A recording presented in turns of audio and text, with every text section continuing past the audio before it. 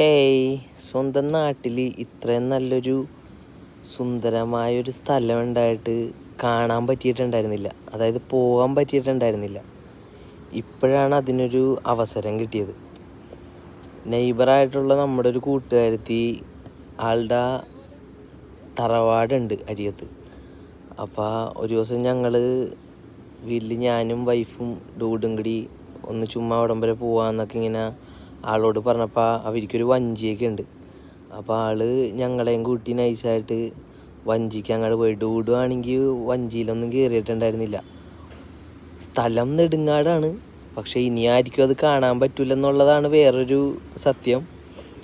ഈ കാണുന്ന കണ്ടൽക്കാടുകൾ തന്നെയാണ് അതിൻ്റെ ഒരു സൗന്ദര്യം എന്ന് പറയണത്. അതിൻ്റെ ഉള്ളിൽ കൂടി വഞ്ചിക്ക് പോകാൻ പറ്റിയത് എന്താ പറയുക, എനിക്ക് കിട്ടിയൊരു ഭാഗ്യമാണ്. കാരണം ഞാൻ ആ കാഴ്ചകളൊക്കെ കണ്ട് അന്ന് വൈകുന്നേരം കുറേ വിഷ്വലുകൾ എടുത്ത് നല്ലൊരു സൂര്യാസ്തമയം കണ്ട് ഇതെല്ലാം കണ്ട് ഞങ്ങളൊരു നല്ലൊരു ഹാപ്പി മൂഡിൽ തന്നെ അവരുടെ തറവാടിലൊക്കെ പോയിട്ട് ഒന്ന് എൻജോയ് ചെയ്ത്. ആ ഒരു ഏരിയ എന്ന് പറയണത് കുറച്ചും കൂടി ബെറ്റർ ആയിട്ടുള്ളൊരു സ്പേസാണ് കേട്ടോ. വഞ്ചി നൈസായിട്ടൊക്കെ പൊളിഞ്ഞിരിക്കുകയായിരുന്നു, എന്നാലും പേടിയുണ്ടായിരുന്നു. കാരണം കൊച്ചു ഡൂഡിരിക്കുന്നതാണ് കയ്യിൽ, അപ്പോൾ അതുകൊണ്ടൊരു ചെറിയ പേടി. പക്ഷേ വേറെ കുഴപ്പമൊന്നും ഉണ്ടായിരുന്നില്ല. ഹാപ്പി ആയിട്ട് തന്നെ പോയി അടിപൊളിയായിട്ട് ആ സ്ഥലങ്ങളൊക്കെ കണ്ട്. വെള്ളത്തിൽ കൂടി ആയതുകൊണ്ട് ചില സ്ഥലങ്ങളിലെത്തുമ്പോൾ ആ കെട്ടാണില്ല, പുഴയല്ല, കെട്ടായതുകൊണ്ട് ചില സ്ഥലങ്ങൾ കോരിയിട്ടാക്കണോണ്ട് അവിടെ ആഴം കൂടുതലാണെന്ന് പറയണ സമയത്തൊക്കെ നൈസായിട്ട് പയ്യെ അങ്ങോട്ട് ഇരിക്കുമായിരുന്നു. അത് കഴിഞ്ഞിട്ട് ഡൂഡാണെങ്കിൽ വെറുതെ ഇരിക്കുന്നുണ്ട, അവനാണെങ്കിൽ മറ്റേ ചാടിത്തുള്ളി ഇരിക്കുന്നതാണ്.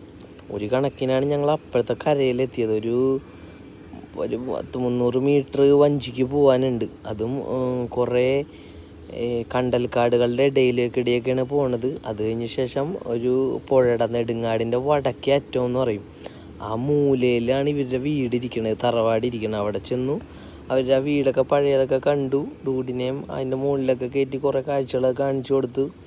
വീരമ്പുഴയാണ് ഈ കാണുന്നത്. ആ വീരമ്പുഴയും കാര്യങ്ങളൊക്കെ കാണിച്ചു കൊടുത്തു. ജിബിത ഉണ്ടായിരുന്നു, ജിബിത ആദ്യമായിട്ട് കാണുന്നതാണ്. അങ്ങനെ വൈകിട്ടത്തെ ഒരു നല്ലൊരു സായാഹ്നം ആ ഒരു മൂടി കിട്ടി.